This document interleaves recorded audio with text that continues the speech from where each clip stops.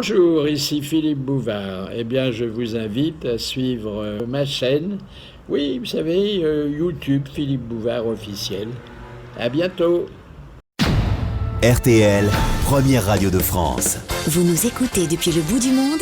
Les grosses têtes vous proposent de dialoguer avec elles. Si vous avez l'habitude d'écouter les grosses têtes au bout du monde, alors écrivez-moi. Je vous rappellerai et à la rentrée, nous bavarderons en direct. Inscrivez-vous sur rtl.fr, Rubrique Les auditeurs du bout du monde. pour participer aux grosses têtes en direct sur RTL. Les grosses têtes de Philippe Bouvard, c'est tous les jours de 16h à 18h sur RTL. Installez-vous confortablement, ouvrez grand les oreilles et profitez de ces 2 heures de bonne humeur avec les meilleurs moments des grosses têtes sur RTL. Les grosses têtes de l'été avec Philippe Bouvard Sur RTL. Bonjour. Sim et Gérard Klein sont, à n'en pas douter, 2 joyeux retraités qui ont trouvé dans l'observation de la dernière époque de la vie des raisons de réfléchir et des occasions de rire. Sim, notre doyen d'élection et de fantaisie, a publié un bouquin hilarant intitulé « Et la retraite, bordel !»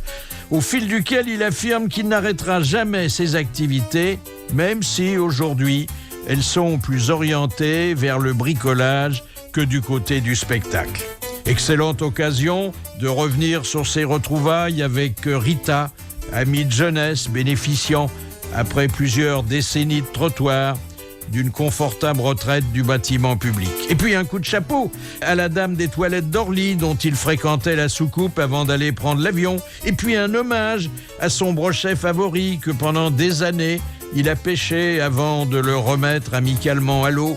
Bref, un hymne à une vie quotidienne qui continue à être passionnante pour peu qu'on sache bien la remplir en jouant de tous ses violons d'Ingres devant la nature, la famille et ses amis.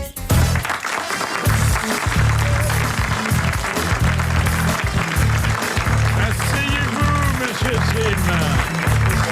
Vous êtes ici chez vous, dans votre famille. Ah ouais, hein? ouais, vous m'avez gâté. Ah oui. Ah ouais, parce que je vois, il y a des jolies femmes pour une fois. Toujours quand les même, il y mêmes, en a hein, deux. ça tu as hein. remarqué? Les hommes alors, si, c'est pas gentil. Pardon? Il y a des beaux gars quand même. Oui, il s'en fout un Oui, peu, oui, oui. il s'en fout. Mais Amanda, alors bravo, quelle star de théâtre. Merci, Hein? mon bébé. Ah oui, en plus, hein, on la découvre. Hein. Ah oui, Ah oui. Oh, il y en a oui. plusieurs qui l'ont déjà fait. hein. Elle aimerait peut-être mieux qu'on la recouvre plutôt qu'on la découvre. C'est quand tu veux. Non, mais non. J'ai mis tout ça Alors entre vous voici parenthèses. maintenant placé en garde à vue. Est-ce au bruit que votre corps fait en grinçant qu'on vous reconnaît encore partout? Oui. Ben, évidemment, bon, j'ai quand même, maintenant, je vais avoir 83 balais. Et alors, évidemment, à cet âge-là... Quel ménage. On dirait Bravo, pas. hein. On dirait pas, merci beaucoup. Mais, ah non, mais... Évidemment, à cet âge-là, il y a quand même des grincements, des coincements, quelques petites fuites. Il y a des... Non, mais c'est vrai.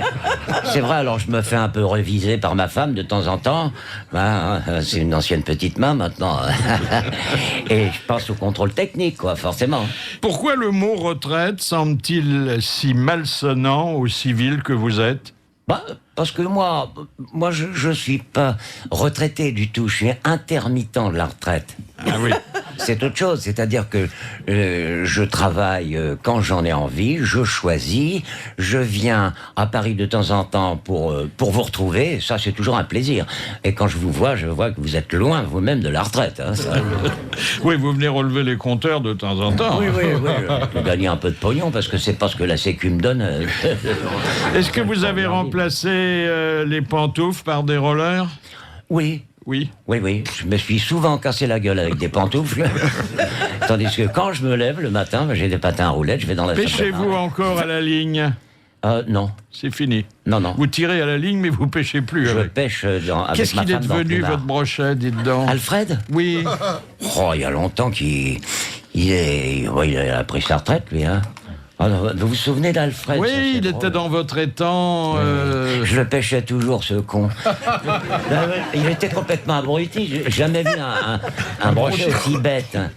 À chaque fois que j'arrivais avec ma petite gaule, enfin celle que j'avais dans la main, je mettais le bouchon, paf, il mordait. Je me disais, c'est encore Alfred. Je le reconnaissais parce qu'il avait une bosse sur la tête comme ça. Et un jour, j'ai eu pitié de lui, comme j'avais des copains qui venaient pêcher à la ligne dans mon étang. J'ai mis une pancarte le long de la berge, il y a marqué « Brochet à la retraite défense de pêcher ».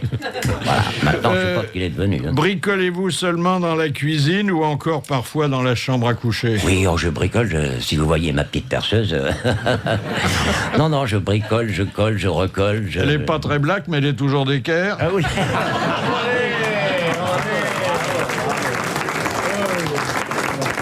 Si vous fallait choisir entre faire une pub pour la colle à dentier et un spot pour le tire-fesse électrique. Oh bah écoutez, j'en sais rien. Moi, la pub, on me demande des fois de faire des pubs. Des pubs Et de on ne peut vieux, pas quoi. vous faire des pubs de vieux parce que vous êtes l'illustration même de la jeunesse qui se prolonge. Oui, c'est vrai. Mais on m'a souvent demandé. J'avais fait une pub une fois pour du fromage. Il m'avait foutu dans une grande cuve et je devais bouffer du fromage, une sorte de bleu de Bresse comme ça. Et je tournais à Lyon. Et comme j'étais au théâtre à Paris, je prenais le train à toute vitesse après le tournage de Lyon. Et je puais le fromage, j'avais pas le temps de me changer. Et une fois, il y a une bonne femme qui était à côté de moi qui dit à son mari, « Oh là là, même en première, ça sent les pieds. » Je refuse la pub. On m'a demandé... Pourtant, avec le fromage, tu fais ton beurre. Ah bah oui, mais on m'a demandé de faire de la pub pour ces baignoires qui s'ouvrent, vous savez, pour les vieux qui peuvent pas sauter dedans comme ça. Moi, non, j'ai eu peur parce que si je fais ça, quand je vais ramasser la savonnette, je vais me coincer les valseuses. Hein. Ah oui. Alors du coup, c'est la mère de Fontenay qui l'a faite, cette pub-là. Oui. Quel était le métier de Rita, votre amie de jeunesse, dont vous parlez beaucoup dans ce livre? Ah, Rita, oh là là, c'est la dame qui m'avait un jour tapé sur l'épaule en me disant « Tu te souviens de moi ?» Et je la regarde, je dis non madame, c'était une petite dame bien propre, les cheveux grisonnants, lunettes cerclées d'or, un petit chapeau. Je dis non, excusez-moi, je vois pas. Elle me dit bah tu te rappelles pas? C'est moi Rita la Grande. Je t'ai eu comme client quand je faisais le tapin à la Madeleine, tu passais avec Beko à l'Olympia. Eh bien, elle est retraitée des bâtiments et travaux publics. Mais comment ça se fait? Ça m'a étonné, je lui ai dit... Elle a c'est beaucoup quand fait de crépi. Bah oui, non mais ça m'a étonné parce que je lui ai dit c'est quand même pas avec tes talons aiguilles que t'as fait des trous dans le trottoir pour être retraité des bâtiments et travaux publics. Et non, c'est qu'elle avait un client attitré, un méridional envahissant entrepreneur de bâtiments qui habitait le sud de la France. Et à chaque fois qu'il venait à Paris, ben, il se tapait la pute, quoi. Mais alors, comme il était tellement épris, il avait de l'amour pour elle, il l'a pris comme attaché de presse à Paris et il l'a payé avec des bulletins de salaire et elle a pu avoir, elle a cotisé, elle a eu des points. Ah, dedans. Faut le faire. Ben là, c'est une belle histoire. Hein. C'est beau. Très belle histoire. La vertu est toujours récompensée.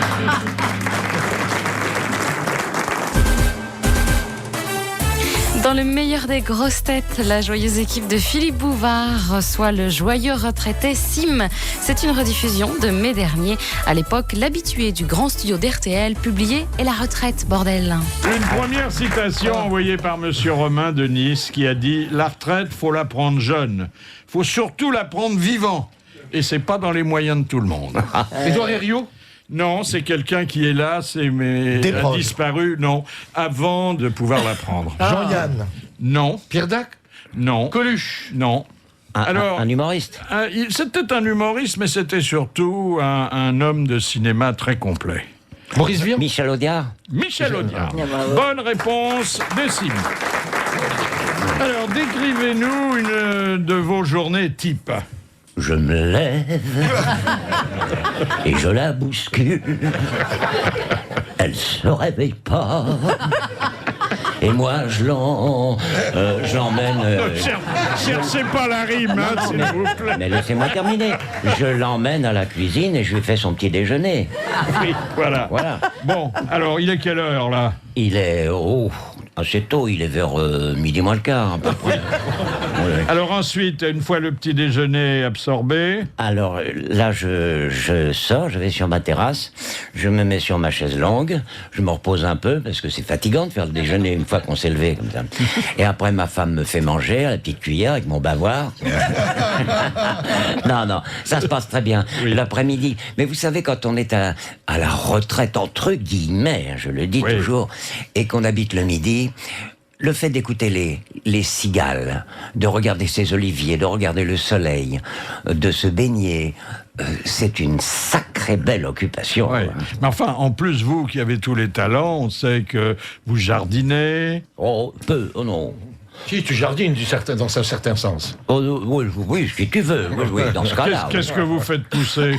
Alors là, j'ai planté une fois des radis. Tu as planté quelque chose quand même. Des radis. Enfin, j'ai eu des feuilles. Énormes. Avec un radis, on aurait dit mon chien tout jeune. Tu vois. Alors ensuite, bon, quand il y a des choses à faire à la maison, des menus réparations, des installations, vous y pourvoyez aussi. Ah ben bien sûr. Non mais je suis un bon client des magasins de bricolage. Hein. Qu'est-ce que vous réussissez le mieux? La plomberie, l'électricité? Je vais vous dire franchement, rien du tout. Rien du tout. Non, Tu continues. Non, mais je vais souvent dans les magasins de bricolage. Vous savez, c'est extraordinaire de voir tous ces petits pères qui bricolent chez eux, qui achètent des vis, des tournevis et tout. Et il y en a un, je le suis, j'en parle dans le bouquin du reste. La première fois que je l'ai rencontré, il était devant une pince qu'il achetait, bien sûr. Après, je l'ai rencontré le lundi suivant, il avait le pouce bandé. Il était en train d'acheter une échelle. Je l'ai rencontré l'autre lundi, il avait la jambe dans le plat. Et quand je l'ai vu devant une tronçonneuse, je l'ai dissuadé de l'acheter.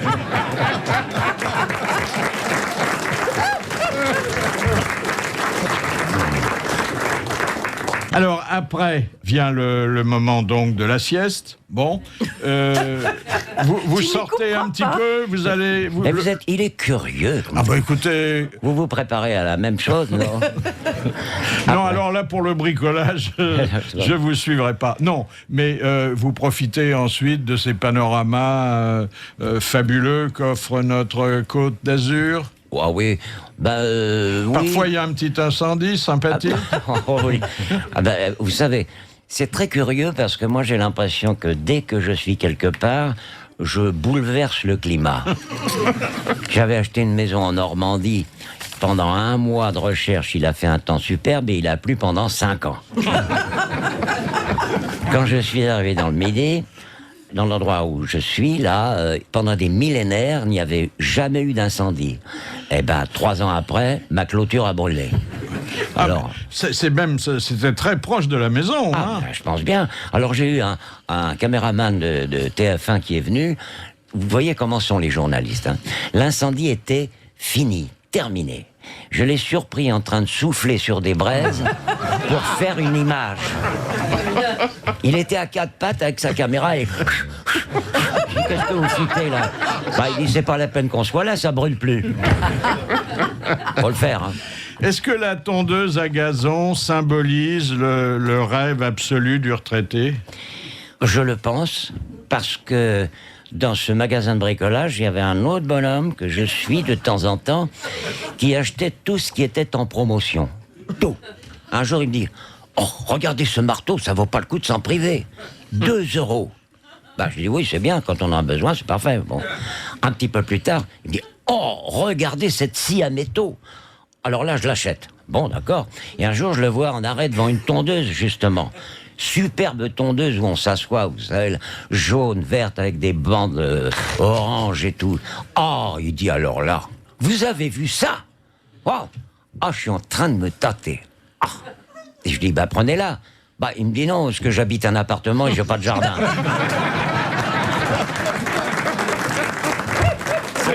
C'est à peine exagéré. Non, c'est ça. Hein, le désir de faire des affaires. Voilà.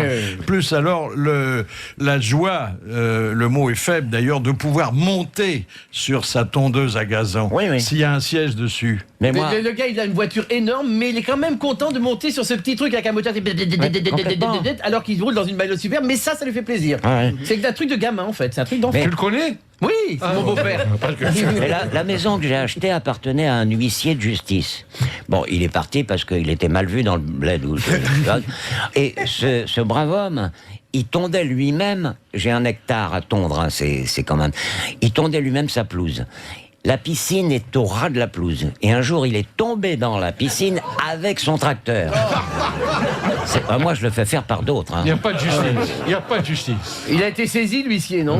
Oui, oui, oui. Enfin, si c'est un huissier, il tondait pas que les pelouses. Hein. Oh non.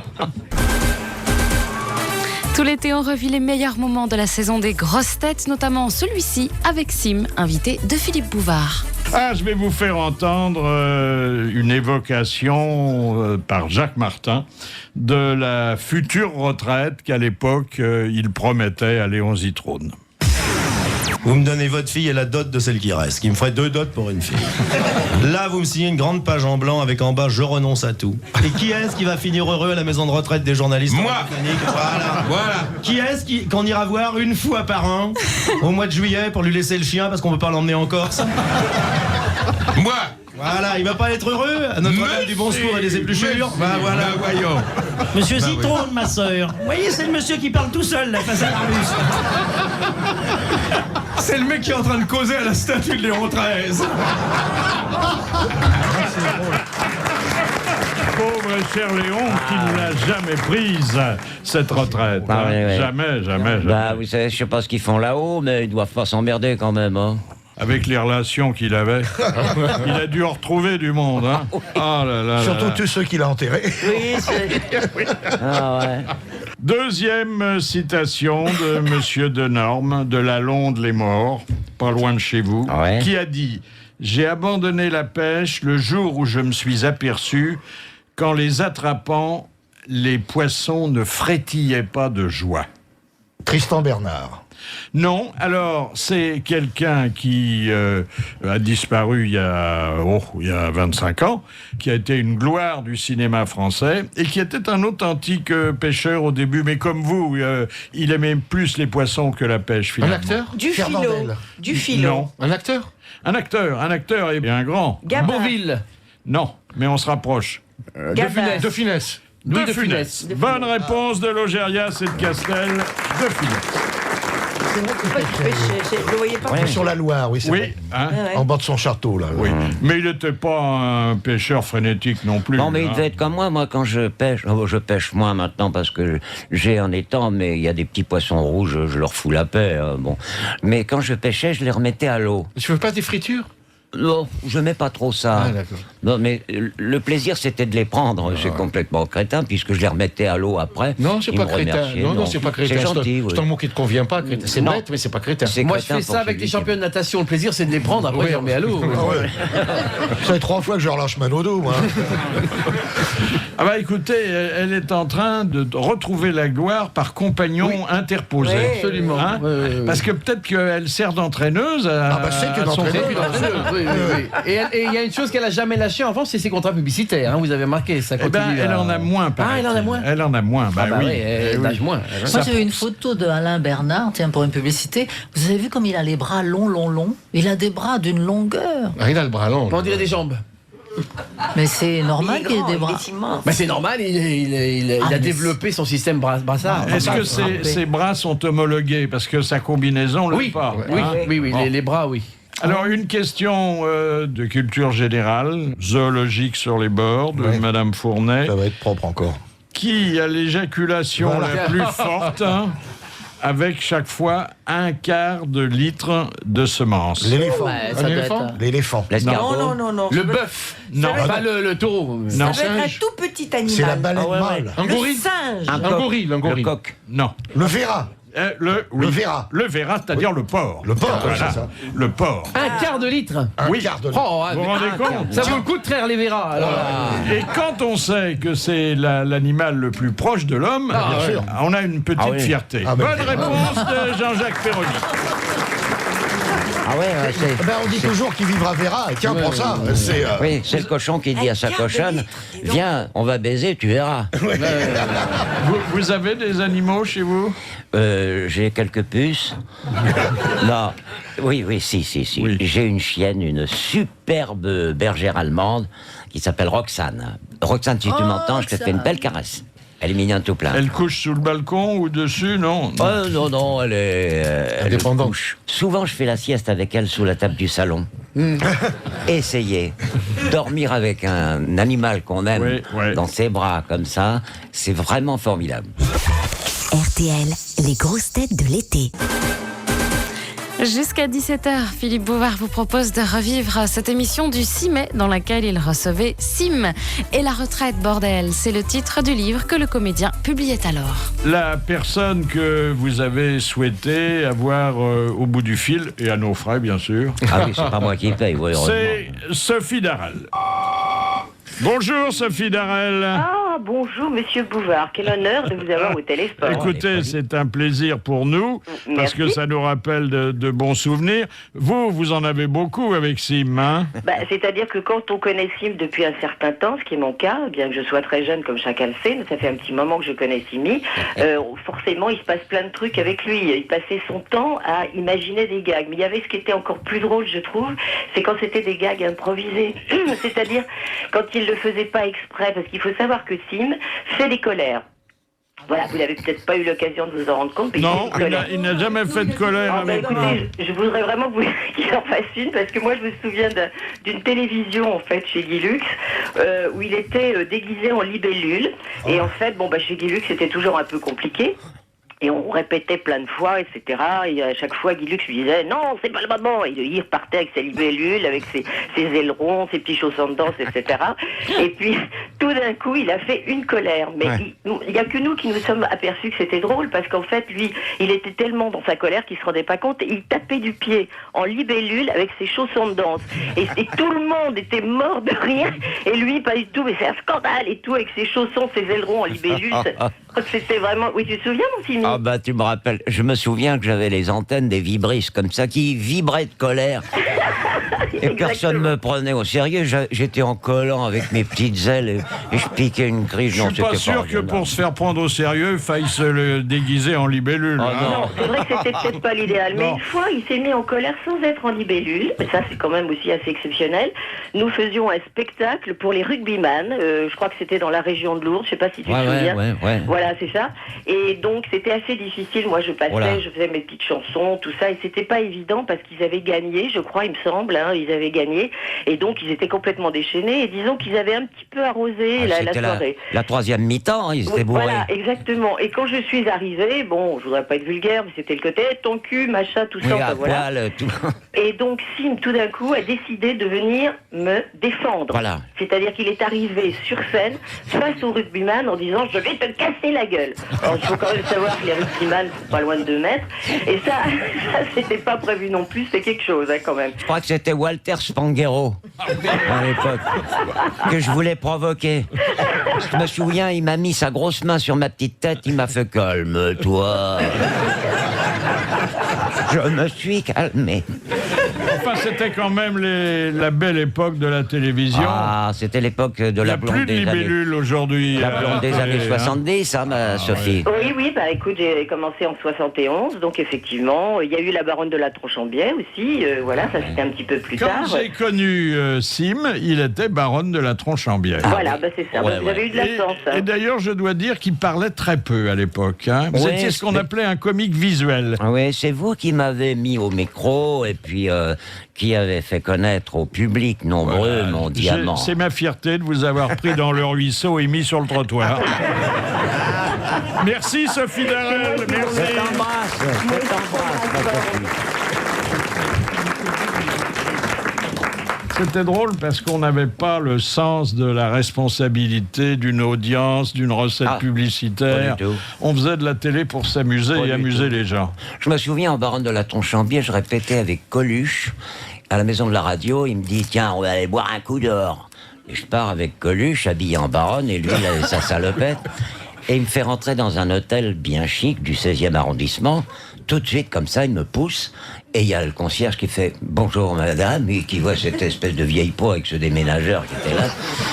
Et Coluche fait « Est-ce que vous auriez une chambre pour un quart d'heure ?» Et il y a le concierge qui fait « Ah non monsieur, ici c'est un hôtel très bien, on ne loue pas pour un quart d'heure. » Et Coluche se retourne vers moi, il me fait « Il loue pas pour un quart d'heure, tu crois que tu peux y arriver en 10 minutes ?»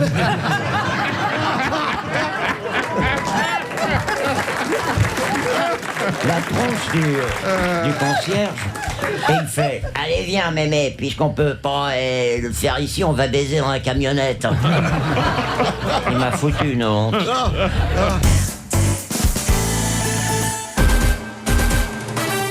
Et dans le meilleur des grosses têtes aujourd'hui, Philippe Bouvard partage ses bons mots avec ceux de Sim, l'invité. Ils sont tous les deux entourés de Macha Merrill, Amanda Lear, Jean-Jacques Perroni, Éric Logérias et Robert Castel. Dites donc, il y a qui se développe, bien sûr, un marché de plus en plus attractif et attrayant pour les seniors, parce qu'il y a de plus en plus de seniors. Mais déjà, notre ami Jean-Yann était effaré par les programmes spéciaux qu'on mitonnait pour ces spectateurs, téléspectateurs d'un certain âge. J'ai vu à la télévision un truc il y a 3-4 jours là, où ils prennent les gens vers 90 ans, ils leur font lever les bras. C'était génial, j'avais pas vu ça à la télévision. Il y avait un mec qui faisait une émission sur la sénilité. Alors il avait quelques vieillards comme ça devant lui, et puis alors il parlait devant eux comme on parle dans une ménagerie, en disant alors vous voyez, il mange bien ceux-là. Alors ceux-là, il se déplace tout seul. Alors, voyez-vous, celle-ci, elle n'arrivait pas à bouger il y a 6 mois. Alors maintenant, elle arrive à aller toute seule sur son pot. Alors, allez, vas-y. Alors celle-là, non. Alors, je sais pas. Alors, il parlait devant comme ça. Alors, les petits vieux.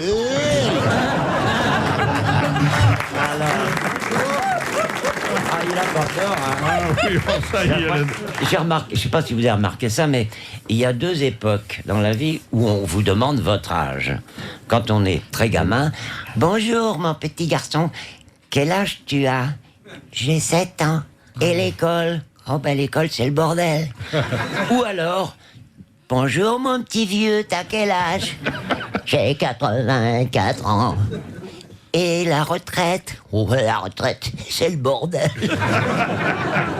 C'est d'ailleurs le titre du livre de Sim, puisque, une fois de plus, c'est pas des débuts dans la littérature, ou dans la librairie, parce que littérature est peut-être un grand mot, mais vous avez été déjà best-seller, hein? Ah mais oui, grâce à vous un peu, ça c'est le moment des compliments quand même et des remerciements. C'est que si vous m'avez mis devant un micro, c'est grâce à vous que j'ai édité mon premier bouquin qui s'appelait Les Chouettes ma gueule.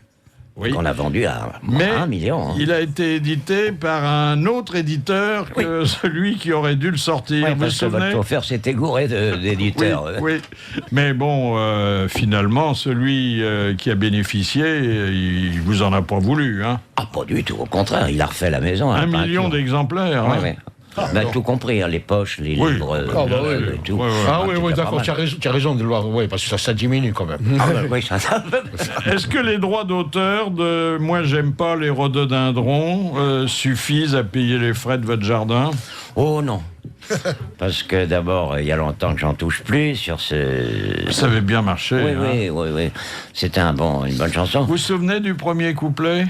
Attendez, j'aime bien mon père, j'aime bien ma mère, j'aime bien ma sœur et mon petit frère. J'aime la montagne, le bord de la mer et les boutons de la charcutière. J'ai le cœur comme la gare Saint-Lazare. On s'y entasse, mais il y a toujours une petite place. J'aime pas les rhododendrons. 1, 2, j'aime pas les rhododendrons. Parce que les rhododendrons, ça me donne des cloques sur la poitrine et puis ça me fout des angines et puis etc. Mais vous savez, c'est très curieux, le monde de la chanson. Si j'avais écrit « J'aime les rhododendrons », je ne pense pas que ça aurait marché autant. C'est le fait de dire que je n'aime pas les rhododendrons. Parce que ne pas aimer une fleur, c'est un peu anormal. Et les gens ont acheté le disque pour savoir pourquoi je n'aimais pas les rhododendrons. Dites donc, quand vous avez fait aussi un tabac avec Les Chouettes, ma gueule, c'est Johnny qui vous avait copié ou c'est le contraire? Bah écoutez, je crois que c'est moi qui ai copié Johnny, parce que... Et puis ça l'a beaucoup embêté, parce que le disque a En plus, tellement... il y avait une telle ressemblance entre vous.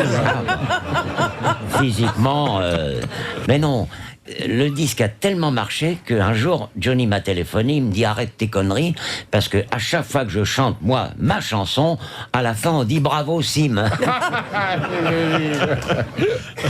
Alors, vous êtes parvenu, c'est la réussite suprême, celle que vous ambitionniez, à ne plus faire que ce que vous aimez faire. Voilà, mais comment refuser le reste alors?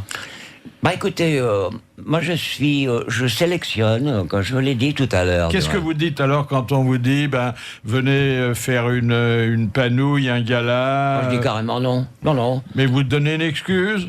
Non, je dis ça m'intéresse pas. C'est payé combien? Ah voilà. Voilà. Si c'est payé beaucoup... ça t'intéresse? Peut-être, ouais. Ça, je dois dire qu'aujourd'hui, il a fallu faire un effort.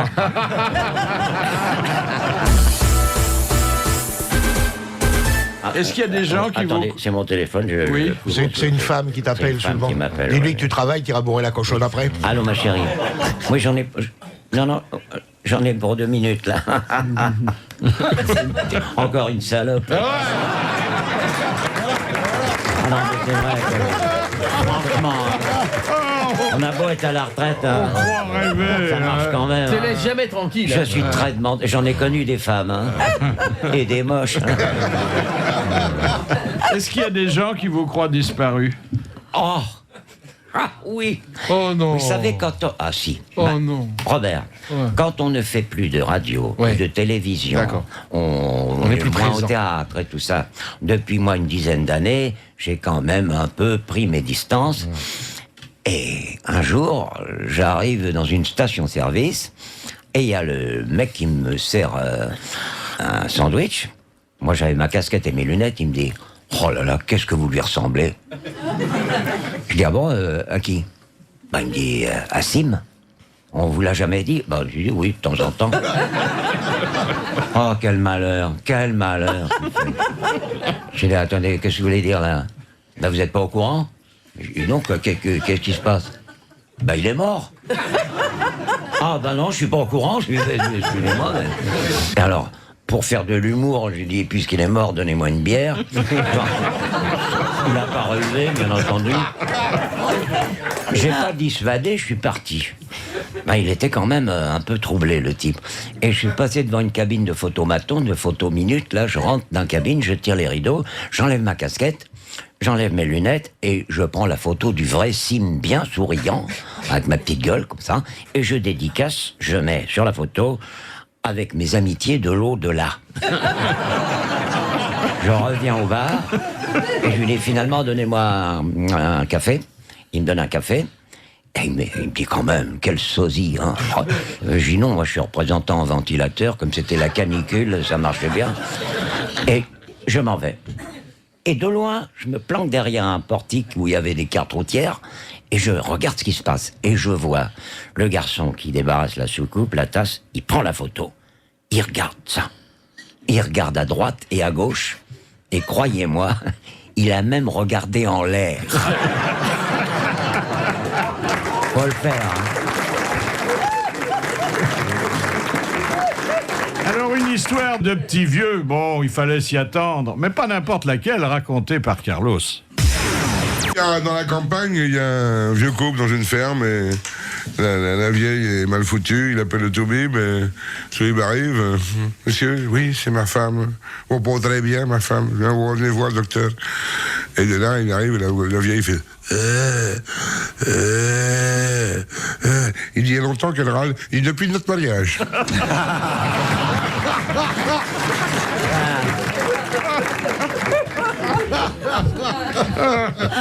Est-ce que vous revoyez parfois la dame des toilettes d'Orly? Madame Pipi, oh, quelle brave dame. Je l'avais rencontrée, évidemment, dans les toilettes, en tout bien, tout honneur. Et cette dame avait collectionné pendant 30 ans les pièces pour offrir un voyage à Venise à son mari. Et alors je raconte évidemment son histoire, c'est assez touchant du reste. Je l'ai revu de temps en temps, bien sûr, et après elle m'a raconté comment ça s'était passé, et j'ai pu le relater dans le bouquin. Et Gérard, vous vous souvenez? Oh là. Votre vieil ami Gérard? L'harpagon du clavier. C'est pianiste, oui. Pianiste, ouais, mais on l'appelait l'harpagon du clavier parce qu'il était radin, mais radin. Et je l'ai retrouvé il y a 2 ans au Festival de Cannes, juste devant l'hôtel Majestic, smoking, Rolex au poignet, tout ça. Je dis, mais attends, c'est pas possible. Il m'invite à boire le champagne, c'est lui qui paye. Je dis, mais qu'est-ce qui se passe? Ben, il me dit, j'ai pris ma retraite. Ben, je dis, quand même, c'est pas avec les sécu que tu peux payer des Rolex et du champagne au Majestic. Il me dit, non, j'ai rencontré une dame. C'était sa caisse de retraite, la bonne femme. Bourrée de pognon. Il me l'a présentée. C'était une Allemande, parlant parfaitement le français. Mais quand j'ai vu arriver cette bonne femme au restaurant, je me suis dit, c'est pas possible, c'est la place Vendôme. Ça brillait de partout, elle avait des partout. Et j'ai eu tellement peur de lui serrer la main parce que je me suis dit, je vais déclencher une alarme. Hein. Enfin, vous portez sur son physique un jugement qui est plutôt cruel. Vous dites, elle n'était pas moche, elle était très moche. C'est la différence. Bah, fallait voir la tronche qu'elle avait. On aurait dit un porte-manteau. Je veux dire, c'est pas à ce porte-manteau-là que les hommes ont souvent accroché leur slip. Hein. Elle était moche. Mais moche. À ce point-là, c'est de la beauté. Hein.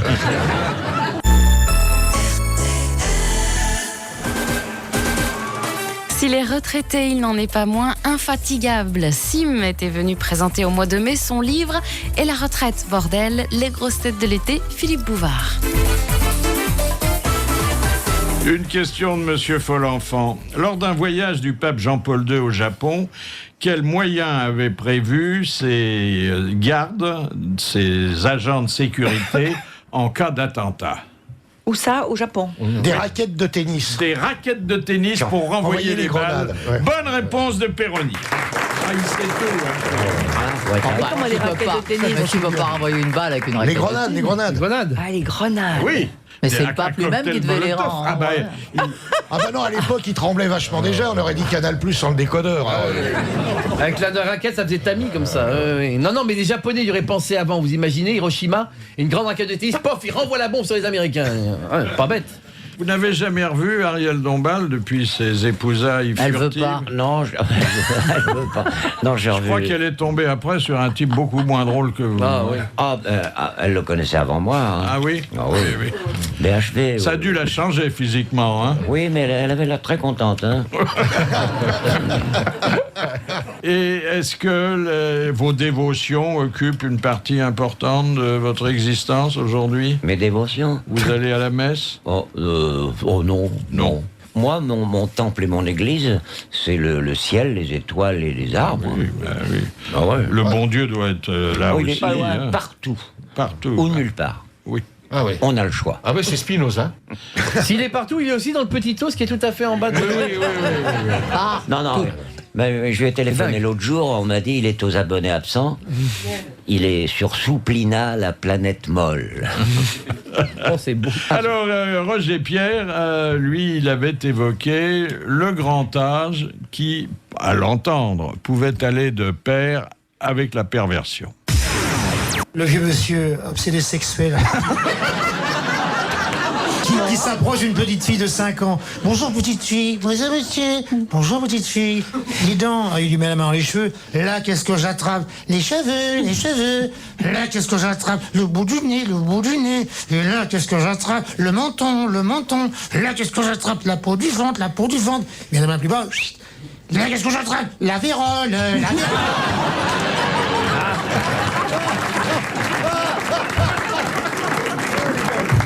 Roger Pierre imagine donc des scènes torrides entre une petite fille et un grand-père, mais en fait, vous savez qu'il existe aussi un climat torride dans les maisons de retraite. Hein. Bien sûr, parce que là, il y a longtemps, j'allais visiter mon beau-père qui était dans une maison de retraite, et j'étais devenu ami avec le directeur de la maison. Et il m'avait raconté qu'ils avaient le fameux satyre de Roger Pierre. Et ce type-là... Quel âge ? Oh, il avait, je sais pas, 85, 90. Et il pensait qu'à ça. Mais qu'à ça. Même les fauteuils roulants, il mettait la main au dossier pour le faire. Mais alors, il était obligé, les gens, les bonnes femmes, les serveuses, de lui foutre du bromure dans son potage le soir. Plusieurs fois, ils l'ont trouvé en caleçon, en train d'essayer de forcer la porte des pensionnaires pendant la nuit. Un jour, c'était une maison médicalisée, et il y avait l'infirmière de garde qui entend des soupirs. Elle entend et des cris en même temps. Elle se dit, bon là, c'est encore le satyre qui est quelque part. Elle fonce près d'une chambre, elle avait localisé les bruits, elle ouvre, et qu'est-ce qu'elle voit ? Elle voit le vieux satyre qui était couché sur une bonne femme qui avait l'air à peu près consentante, mais qui criait. Pourquoi elle criait ? Parce qu'ils étaient vautrés sur la télécommande, et à chaque coup de boutoir, ça appuyait sur la touche qui relevait le dossier du lit, où il y avait les barreaux, et elle avait les cheveux coincés dans le truc.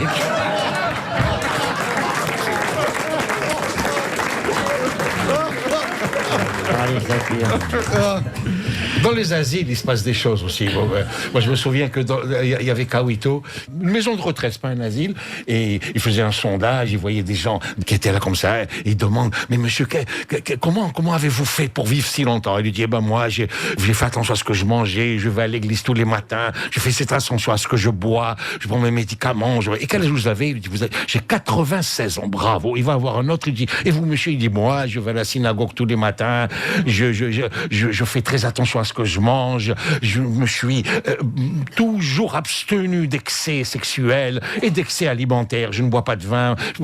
Il dit au deuxième, quel âge vous avez ? Il dit, moi j'ai 102 ans. Il va voir le troisième, il dit, mais vous, monsieur, il dit, tout ça c'est des conneries, ce qu'ils ont raconté les deux, c'est des conneries, c'est bidon. Moi, j'ai baisé tant que j'ai pu, j'ai mangé, j'ai bu du vin, j'ai bu de l'alcool, j'ai bu du champagne, je me suis tapé des crevettes, des gambas, j'ai baisé tout ce qui tombait, j'ai tiré partout. Il dit, quel âge vous avez ? J'ai 33 ans.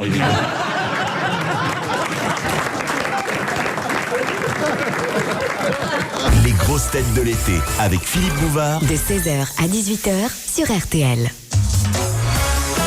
RTL vous offre vos vacances. Présenté par Éric Jean-Jean, du lundi au vendredi de 11h30 à 12h30 sur RTL. Et tout au long de la journée sur le 3210, RTL vous donne une deuxième chance de gagner un magnifique séjour en famille dans une résidence Pierre et Vacances. Appelez dès maintenant le 3210 pour multiplier vos chances de gagner et gagner un séjour chaque jour.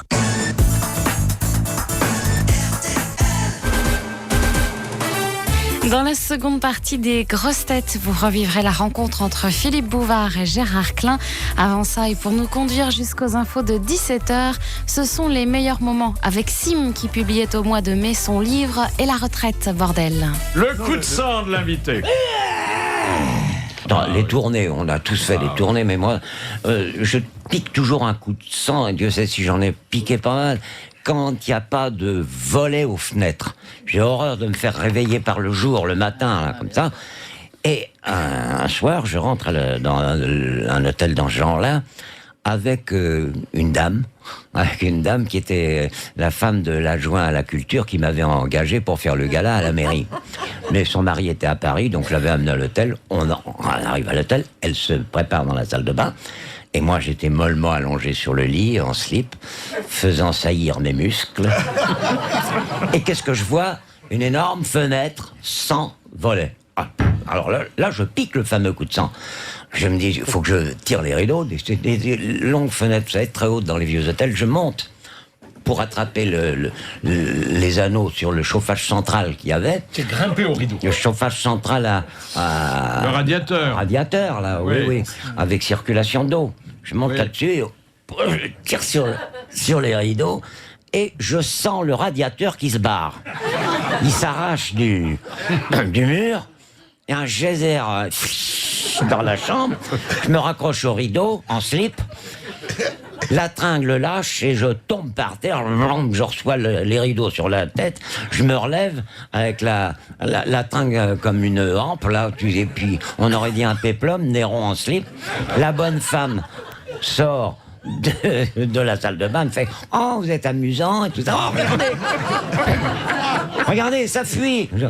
Le patron de l'hôtel ayant entendu du bruit arrive, ouvre la porte, il fait « Oh là là !» La bonne femme qui connaissait le patron, elle rentre dans la salle de bain. Le type, il me fait « Oh là là, faut prendre une serviette ». Il rentre dans la salle de bain que l'autre imbécile avait pas fermée. Et il fait « Oh, bonjour madame, comment allez-vous ?» Ça me fait plaisir de l'autre. Elle, évidemment, on colmate la fuite, et pendant ce temps-là, l'autre, la femme, elle avait après ses affaires, elle s'était tirée. Jamais plus, ils ne m'ont réengagé dans cette ville, et je me demande pourquoi. La honte de l'invité d'honneur. Ouais. Oh, la honte. Ah oui. Il y a longtemps. Ouais. Bah oui, elle est morte. Hein, oh là. Bah, pas tout à fait, mais pas loin. C'était ma première fiancée. Ça se passait dans les Hautes-Pyrénées, dont je suis natif.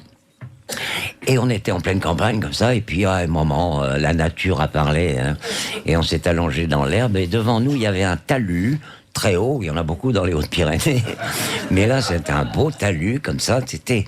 Et crac-boum, ça marche. Et puis alors, j'ai commencé à être flatté parce que j'entendais vraiment les réactions de ma partenaire, c'était... Oh, j'ai dit, bien, je la regarde, elle était toute rouge, on aurait dit un peu une petite cocotte minute, là. Mais c'est quand j'ai entendu siffler, alors là, je me suis dit, ça vient pas d'elle. Mais non, ça venait pas d'elle. Parce que dans le haut du talus, je vois arriver une locomotive tirant des wagons. C'était un petit train des Hautes-Pyrénées. Il faisait beau, les fenêtres étaient ouvertes et tout le monde était, les voyageurs à la fenêtre, comme ça, et qui me voyaient. Ils ont tous applaudi. Et j'ai quand même eu l'orgasme bloqué. Dernière citation de Madame Gentil qui a dit « Je me demande si je ne suis pas obsédé. Remarquez, j'ai de qui tenir. Mon père est bisexuel, ma mère est trisexuelle, j'ai un oncle octosexuel et mon chat a 9 queues.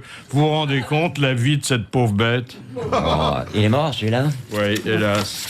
Il y a longtemps, c'est un comique, un ça humoriste. fait une vingtaine d'années. Ah, déjà ? Des proches ? C'est des proches. Ouais. Bonne réponse de Péroni.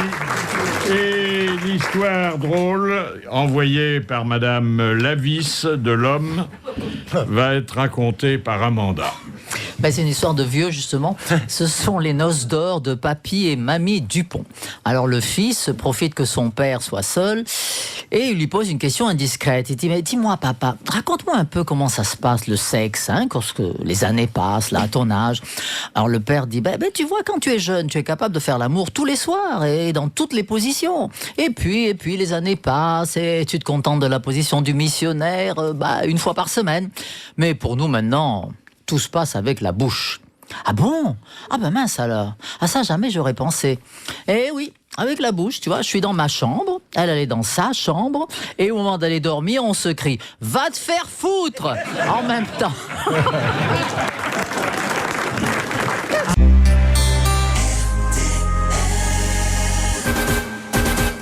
Retour de vos grosses têtes, elles vous accompagnent même pendant les vacances. Ce sont les meilleurs moments et vous en profitez jusqu'à 18h. Les grosses têtes de l'été avec Philippe Bouvard sur RTL. À l'approche de la retraite, Gérard Klein s'est remis au travail afin d'expliquer à ses lecteurs que le meilleur moyen de bien vieillir est surtout de ne pas se prendre pour un jeune.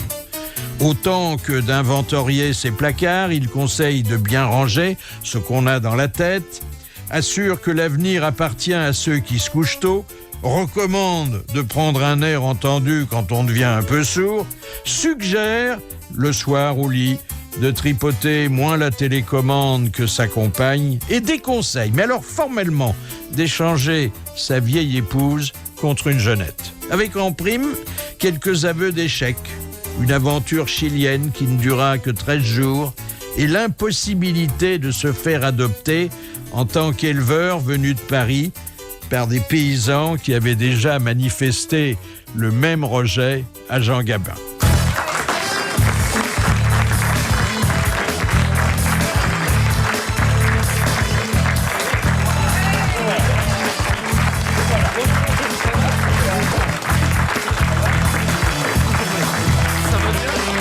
Gérard, asseyez-vous et permettez-moi de vous poser la question qui sert de titre à votre livre. Alors, ça va, vieux? Ça va, merci, ouais. Eh bien, vous êtes en garde à oui. Pourquoi recommandez-vous de fuir les sérieux pour ne fréquenter que les marrants? Parce que les sérieux fatiguent beaucoup plus que les marrants qui vous donnent de l'énergie. Oui. Ah bah c'est sûr. Enfin, il faut de temps en temps rencontrer des sérieux dans la vie, hein. Oui, on peut rencontrer des sérieux, mais on peut contourner un peu l'affaire, le problème, on peut essayer de les faire rire, les sérieux. Si bien vieillir est une question de moyens, de quels moyens s'agit-il? C'est sûr que si on a un peu de sous, c'est peut-être plus facile de bien vieillir que si on n'en a pas du tout. Il y a quand même que l'argent qui aide à oublier qu'on n'est pas riche, hein. On peut dire oui, là. Oui. Est-ce que l'avenir appartient à ceux qui se couchent tôt? Oui, parce qu'en général, ça fait qu'ils vont se lever tôt. Donc, comme on dit que l'avenir appartient à ceux qui se lèvent tôt, l'un déclenche l'autre. Il ne faut pas se coucher tard. Faut-il annoncer son âge? Alors, j'ai rencontré un jour un monsieur qui m'a dit, c'est pas la peine, il m'a dit, tu demandes aux gens, tu dis, vous me donnez combien? Parce que sinon, 66 ans, les gens font oh là là là là. Moi, je l'ai fait longtemps. J'ai ajouté à mon âge 5, 6, 8 ans. Puis j'ai arrêté parce que généralement, on me disait c'est ce que je pensais. C'est plus terrible, ça. Pris au piège de sa coquetterie. Est-ce que le nombre de pages que vous avez tournées dans votre vie vous permettra de publier encore plusieurs livres? Oui, parce qu'on peut toujours en tourner des pages. Hein. C'est pas terminé, je veux dire. Le livre n'est pas encore terminé, j'en ai tourné des pages. Hein. Comme Henri III. Oui, il en avait tourné beaucoup. Hein. Bien sûr. Pourquoi recommandez-vous de tripoter moins la télécommande que sa compagne?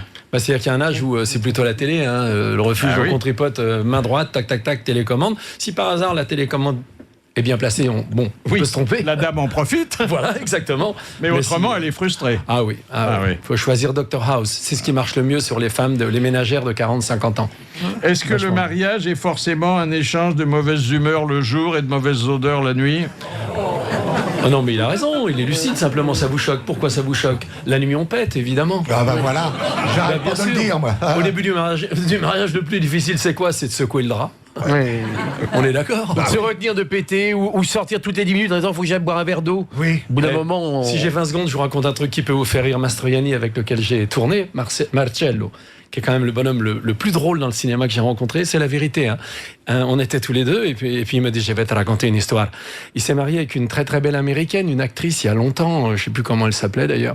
Et c'était voyage de noces à New York, et lui évidemment il avait envie de péter, il pétait beaucoup. Hein. Moi les gens qui pètent, je les trouve sympathiques d'entrée. Pas d'entrée si je peux dire. Et donc Mastroianni me dit, c'était la nuit des noces, j'avais envie de péter. Et il sortait sur le balcon, dans le grand hôtel où il était à New York, et sa fiancée lui disait mais qu'est-ce que tu fais, viens. Il dit moi j'ai pété dehors, et je disais je regarde New York. Je vois bien la scène. Et voilà. C'est vrai en plus. Authentique. Est-ce que c'est en regardant les autres qu'on s'aperçoit qu'on a vieilli? C'est pour ça qu'il faut changer d'autres.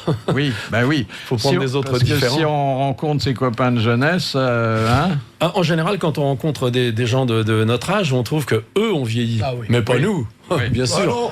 Évidemment, sinon les autres sont morts de toute façon. Au bout de 10 ans, tu revois un pote, tu lui dis alors, qui est mort? Et il dit machin. Oh merde. Mais t'es content parce que toi t'es pas encore mort. Oui. Alors dans ce livre qui est composé de leçons de sagesse, parce qu'il y a beaucoup de bons conseils qu'il faut suivre, vous dites qu'il faut pas échanger sa vieille femme contre une jeunette. Ça risque d'être compliqué dans la mesure où, effectivement, il y a des habitudes. Alors, il y a le bon et le mauvais côté.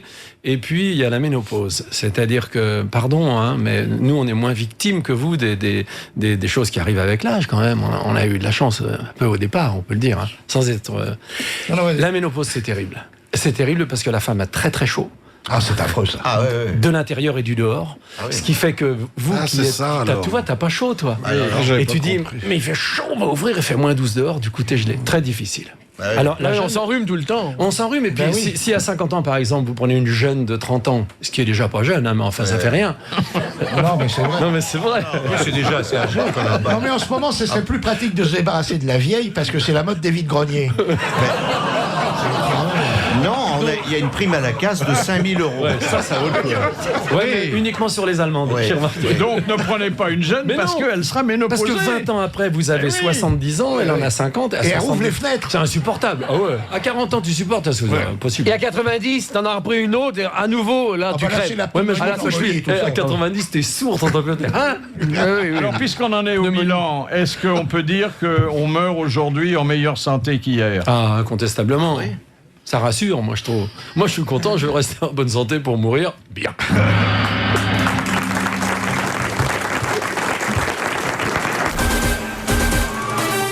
Il est beau cet été, grâce aux grosses têtes. Philippe Bouvard a choisi de vous faire revivre aujourd'hui.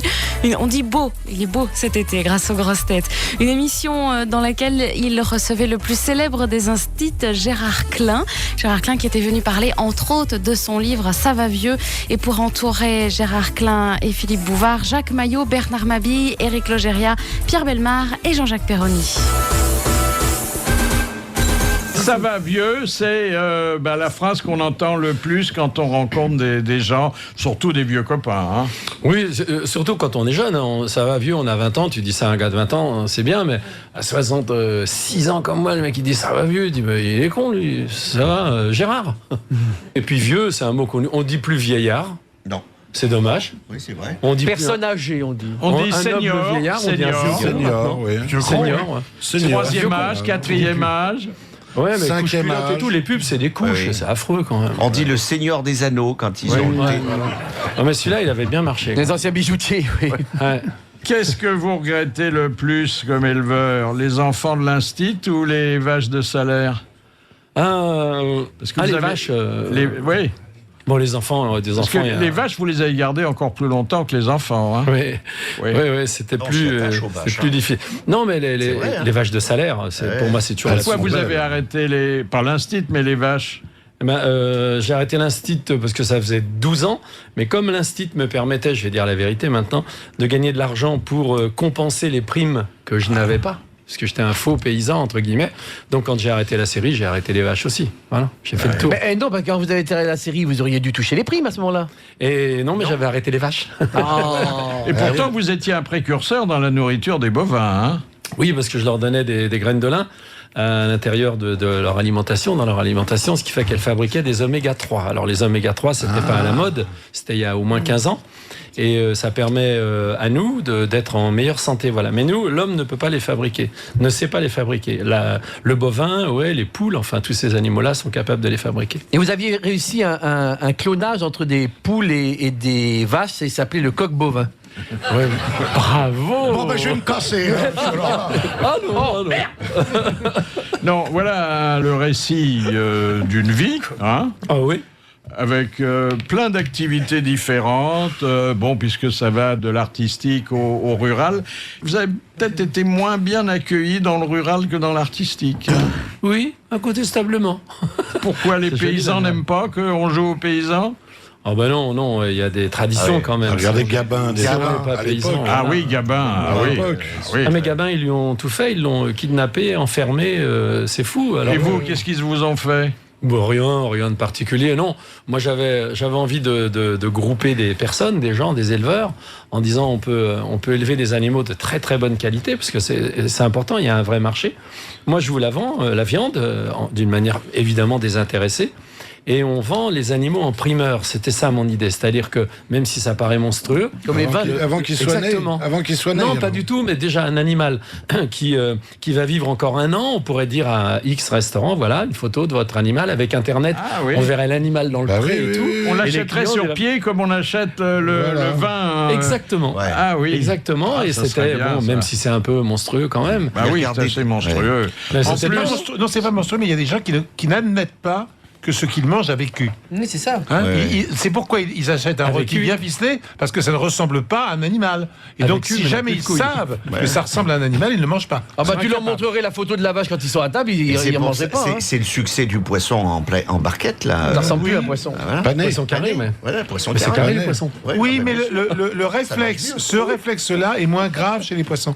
Mais le paysan n'aime pas que le citadin fasse de l'élevage. Le cutéreux, il est teigneux en général. C'est pas un gosse qui vient de l'école à Pauli qui va nous faire chier, tu comprends? Moi, je voudrais tout de suite évoquer un souvenir, parce qu'il est absolument extraordinaire. Bon, parce que c'est un personnage quand même tout à fait étonnant, Gérard. Hein. Quand il démarre à Europe 1, par exemple, bon, il démarre, il a tout de suite un très vif succès, parce qu'il marchait très fort, bon.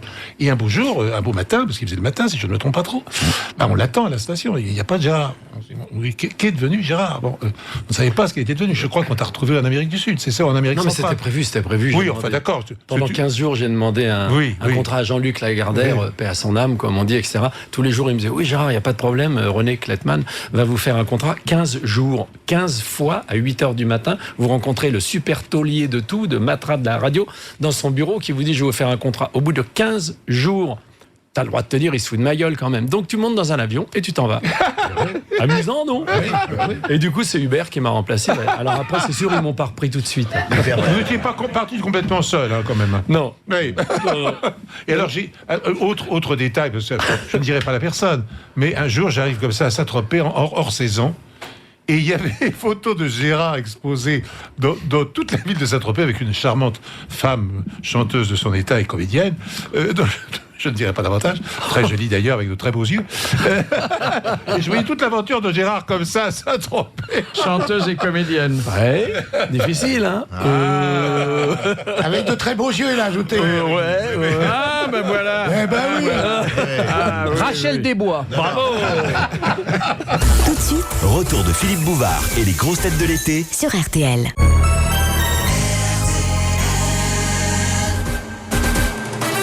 Les meilleurs moments des grosses têtes, c'est tous les après-midi de l'été. Invité d'honneur Gérard Klein, reçu en mai par Philippe Bouvard. Question de Monsieur Fournier de Rouen, qui a dit « Il faut vivre vieux, et même très vieux, et même excessivement vieux, parce qu'on a le plaisir, au fil des années, d'enterrer les gens qui se sont moqués de vous. » Jules Renard? Non, il est toujours des nôtres. Ah, il est toujours des nôtres. Sim? Non, mais nous le connaissons bien.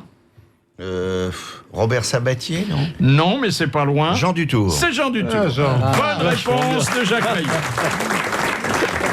Bravo, Jacques. Ah oui. Moi, je vous écoute, je suis bluffé. Hein. Je suis gêné, je me dis, moi qui suis complètement inculte, en friche, on va dire. Quand j'entends ces garçons... Vous n'êtes pas en friche, vous êtes en jachère. Oui. Je me dis, mais où vont-ils chercher tout ça? Combien de livres ont-ils pu lire? Oh là là. Est-ce que la province est aussi triste que vous le dites? Oh, je dis pas que c'est triste. Alors vous dites que ça ne devient un peu gai que quand on brûle des voitures. Oui, bon, j'ai un peu exagéré là. Ah, oui. C'est pour faire une image. Ah, oui. Non, mais parfois les gens s'ennuient en province quand même. Il faut avoir ce qu'on appelle une vie intérieure. C'est un peu calme. Ou alors se remplir. Faut boire des coups. Non, mais tout le monde rigole. À Paris, si t'as pas d'argent, tu t'ennuies aussi. Hein, parce que ça... Mais enfin, tu vois du monde. Il y a des vitrines éclairées la nuit. Ah ouais. Mais en province aussi, tu t'en vas, tu t'apportes pognon. Bah, ouais. Partout. Mais parfois, quand on est étranger en province, et comme venant d'ici de Paris, on est étranger dans toutes les provinces. Et vous reconnaissez que la banlieue est plus animée, mais qu'on risque parfois de recevoir une machine à laver sur son balcon. Ça, c'est une expérience pas vécue, mais un peu quand même. C'est un réalisateur qui voulait absolument tourner dans les quartiers chauds, tu sais, comme ça, avec un Leica M5 sur la poitrine, un bobo. Et j'ai dit, fais gaffe, parce que là, c'est vraiment chaud, quoi. Tu risques de prendre un truc sur la tronche. Et on est arrivé, les camions, hop, et il y a eu une machine à laver vraiment qui est descendue. Quelle idée de tourner en dessous de chez la mère Denis aussi. Oui, ça l'a agacé cette vieille femme. Ça crée de l'animation. Non mais il a raison, on tournait chez la mère Denis. Le problème, c'est que l'hiver en banlieue, ils n'ont pas de sous, ils peuvent pas payer le gaz, ils sont obligés de se chauffer aux bagnoles. Bien sûr. Un barbecue à la Volkswagen, bonjour. Mais enfin, la machine à laver volante, c'est quand même curieux, quoi. Il y a les boules de pétanque aussi qui tombent. Ça fait mal aussi. Une machine à laver, tu la vois arriver. Ouais, la boule de pétanque, c'est plus discret quand même. Alors, jusqu'à présent, Gérard Klein, vous avez échappé à la retraite. Hein? Oui. D'abord parce que c'est un mot qui figure pas dans votre vocabulaire. Non. Hein? Dans le vote non plus, entre parenthèses. Oui. Ah bon? C'est lui qui... C'est Philippe qui me dit vous avez échappé à la Ouais, ça, retraite. c'est les, Ensuite, parce que c'est les vous deux avez- petits vieux qui se tirent la bourre. Là. Regarde-moi ça. C'est une On reprise se de croirait à Paulet. Couillette. Vous avez échappé de la même façon au discours de départ à la retraite que on vous inflige avec un petit cadeau quand vous avez œuvré longtemps dans une entreprise. Et Olivier de Kersauzon, ici, nous avait un jour prononcé le discours de départ à la retraite des employés allemands auxquels, au moment fatidique, on offrait une concession à perpétuité. Cher ami, l'aube s'était à peine terminée sur la guerre de 14, que déjà vous entriez dans l'usine, petit enfant, chétif et trottinant. Vous avez été mis aux presses et à la machine. Vous avez perdu un bras, récupéré un peu d'argent, et après on vous a mis, lors de la modernisation, à la comptabilité. Les années qui passèrent vous virent dans les couloirs et nous permirent de montrer aux jeunes à quel point la dévotion que vous montrâtes à notre entreprise permet à ceux qui ne connaissaient pas encore le Japon d'en deviner déjà les mœurs. Passé de l'emballage au déballage, vous avez raconté notre comptabilité secrète aux impôts, on vous a cependant gardé. Traître professionnel, menteur, abjureur, malsain. Vos 9 enfants sont rentrés dans l'usine comme vous afin de continuer à pousser une belle race de travailleurs dans lequel le chômage n'est qu'une fleur abjecte que l'on rejette au loin. Lors de la grève, vous avez apporté un seau et une pelle parce que vous croyez encore à l'âge de 50 ans qu'il s'agissait de jouer sur une plage. Ce qui montre à quel point, durant tant d'années, vous vous êtes éloigné du syndicalisme et vous avez accepté de travailler pour le patronat. Aujourd'hui, l'horloge sonne le joyeux tatilabulement de la retraite. Et c'est avec émotion que devant la première machine que vous vîtes et qui vous prit un bras, je vous offre maintenant de quoi mettre tout le reste.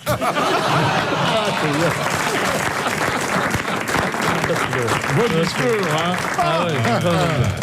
Ça console. L'usine nazie. Ça console de partir à la retraite. Et Jacques en avait fait un sketch. Mais il y en a encore, hein, des trucs.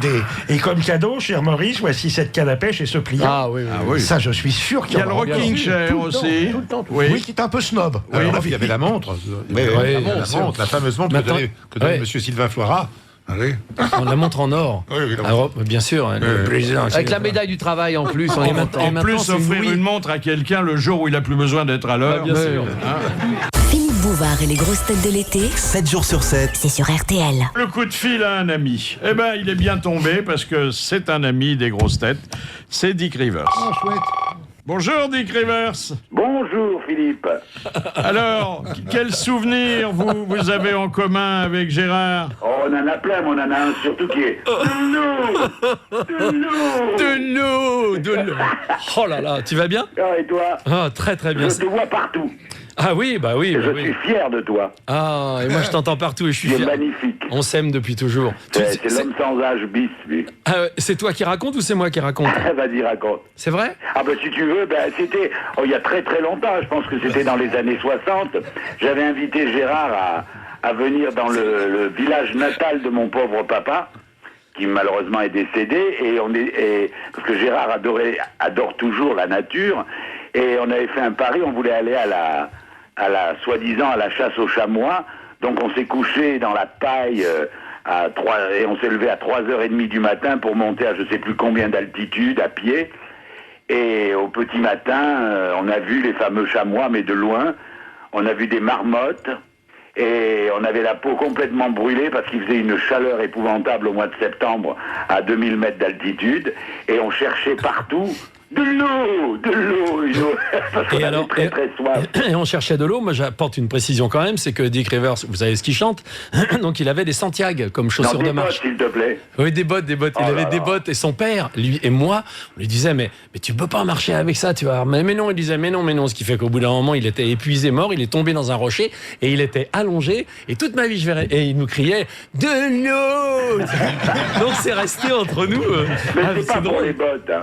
Ah non, mais Ça, attends. c'est dans ta tête. En réalité, de l'eau, parce que j'étais crevé, j'en pouvais plus, mais c'est pas les bottes. Parce que je te signale qu'avec mes bottes, j'ai fait des choses hallucinantes, notamment descendre et remonter le Grand Canyon. En hélico? J'étais devant un Indien. Alors, tu vois... Ah bah alors, je pensais que c'était les pieds, moi. non, de l'eau. Du coup, bon, bah, voilà l'histoire, en tout cas. Mais on y pense toujours.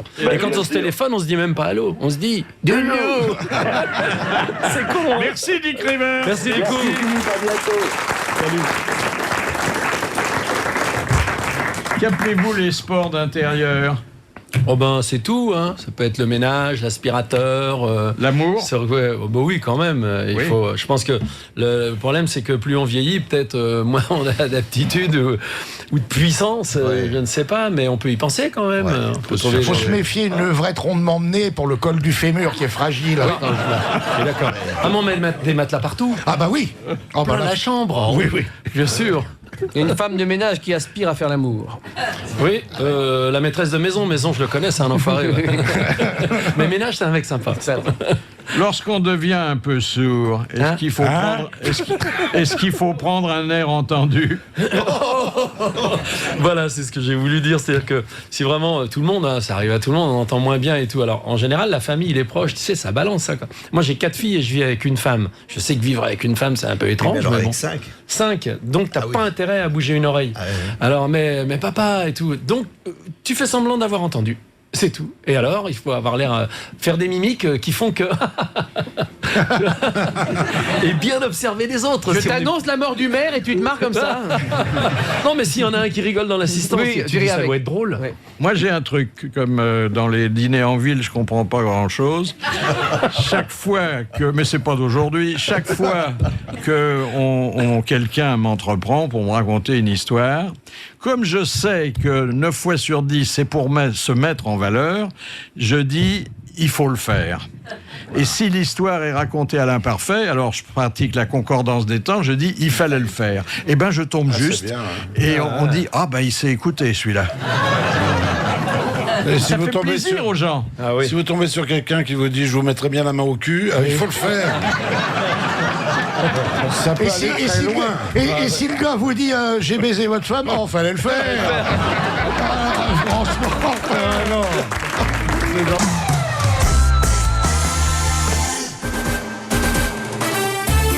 Le 15 mai, Gérard Klein était venu répondre aux questions de Philippe Bouvard et aux vôtres sur RTL.fr.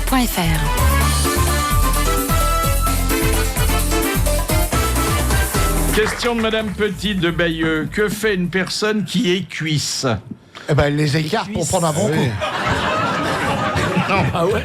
Non. C'est quelqu'un qui sépare le corps de la grenouille du reste. Alors il s'agit de séparer, mais ce n'est pas... C'est le tronc de l'écorce. Le tronc de l'écorce. Séparer le tronc de l'écorce. Bonne réponse en la battant. Bonne réponse de Péroni. Question de Madame Laporte de Digne. Pourquoi Jean-Claude Bourret a-t-il annoncé le 26 septembre 1983 au journal de 20h que le Père Noël venait de mourir? Pourquoi il a annoncé ça? Parce que c'est le père de Magali Noël qui était mort? Non. Parce qu'il n'y avait plus la boîte aux lettres pour les lettres du Père Noël. Parce que Tino Rossi était mort. Parce que Tino Rossi était mort. Bonne réponse d'Éric Logérias. Alors, dites-donc, qu'est-ce que c'est qu'Allons enfants de la planète? Alors, comme j'ai fait ce livre-là, dans mon élan, j'ai fait une chanson pour faire un album après. Étant donné que je n'ai plus rien à faire, à mon âge, ça fait 40 ans que je travaille, je me dis, il est temps de reprendre le collier. Donc, la chanson, elle dit le contraire de ce qu'on entend partout, c'est-à-dire on va sauver la planète, c'est formidable. Là, ça dit on s'en fout si ça pète, car tout le monde s'en fout. En réalité, c'est pas les gouvernements qui vont sauver la planète, on en est maintenant à peu près certain. Puisqu'il y a une taxe, on te dit, mais oui, tu peux polluer, vas-y, fais de la fumée, juste tu nous files des ronds. Donc déjà, c'est malhonnête. Donc la chanson, elle dit, allons enfants de la planète, on t'a fait ta fête, on s'en fout si ça pète. Et à la fin de la chanson, le bon Dieu revient sur la terre et il dit au petit homme, parce que le petit homme, il dit, oh, je vais faire mieux là. Il dit au petit homme, mais elle était belle, la terre, t'en as fait une poubelle. Donc il racontait à la fin, ça pète. Mais elle est très bien faite, les arrangements sont, d'abord je chante vachement bien. Ensuite, les arrangements sont magnifiques. Et donc je m'entête à essayer de la faire passer partout, pour la vendre sur Internet. C'est marrant, non? C'est pour voir si ça fonctionne. Voilà, j'en suis là. Très belle chanson. C'est une œuvre. Est-ce que vous auriez aimé aider dans la réalité des gens vraiment dans le besoin plutôt qu'à la télé, des faux pauvres? On a tous envie de ça, on a tous envie d'aider des gens. Par exemple, quand je faisais la série L'Instit, j'ai essayé d'aller tourner dans des pays d'Afrique, d'Asie, enfin dans le reste du monde où on voit des gens vraiment malheureux, très malheureux. Et je disais, si on reste un mois dans un lieu, si on tourne avec des gens du coin, peut-être qu'on peut, avant de partir, trouver des ronds, nous, et dire, bon voilà, il vous manque quoi alors? Il manque vraiment une petite école. Hein. Et ben nous, on vous la fait l'école. Payer et fabriquer une école, c'est-à-dire laisser une trace, une vraie trace, au lieu de partir faire des photos et dire c'était sympa, laisser une trace. Et puis bon, ça n'a pas fonctionné. Voilà, je voulais faire ça avec Va Savoir aussi. Pierre, je voulais trouver de l'argent, en fait, vendre des produits dérivés pour avoir de l'argent, c'est de l'argent qu'il faut. Et remettre cet argent pour envoyer des enfants qui n'avaient pas de sous en vacances, comme le car s'y prêtait, etc. Mais les chaînes de télévision n'adhèrent pas du tout à ces projets-là. C'est dommage. Ils s'en foutent complètement. Peut-être. C'est-à-dire qu'on en parle beaucoup, mais on ne fait pas grand-chose. Non, exactement. Alors que c'est pas difficile. Hein. À 18h sur RTL, Philippe Sansfourche vous fera vivre en direct le match Il Ferro et France. Et à cette occasion, sachez-le, le journal sera un peu avancé. Odile Pouget le présentera à 17h45. En attendant, suite et fin des grosses têtes pour aujourd'hui, bien sûr.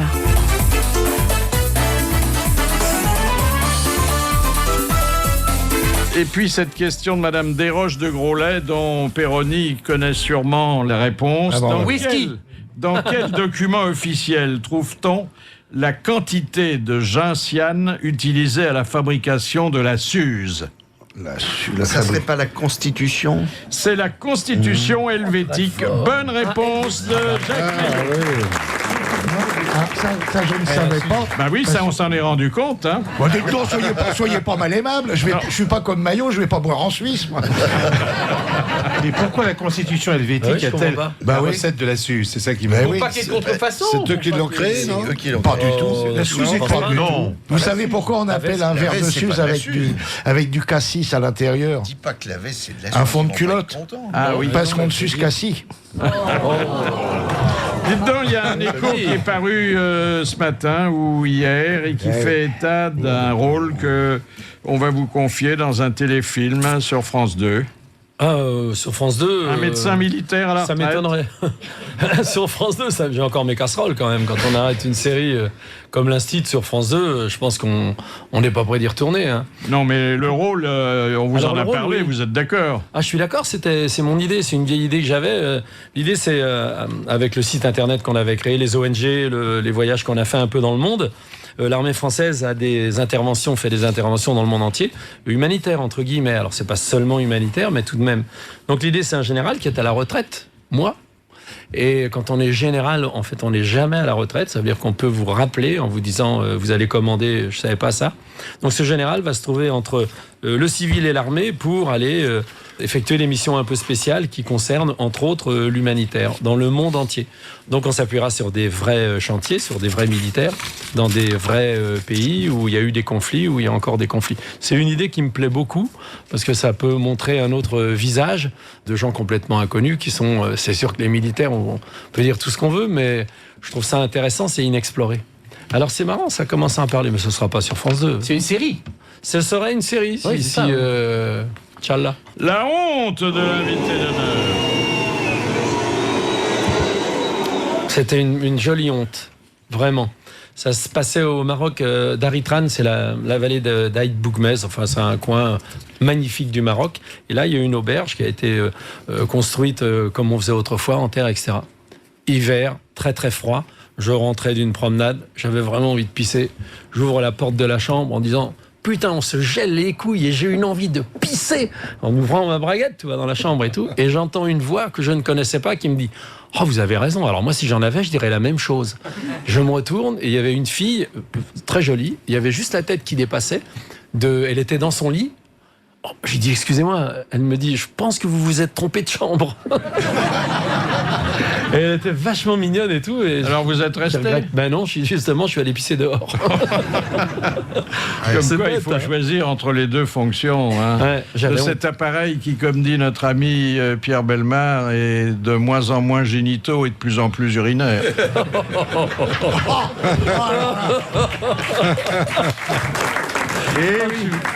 La dernière citation vient de Monsieur Vérin de Liège, qui a dit « Le vedettariat à la télé, c'est bidon. Vous mettez une vache sur le petit écran, et ben c'est la vache qui devient célèbre. » Oh, mais il a raison. C'est Godard. Non. Il est mort. Non, non. C'est un animateur de télé. Il en a très peur, mais il vit en parfaite santé. C'est Drucker qui a dit ça. Oui, c'est Drucker.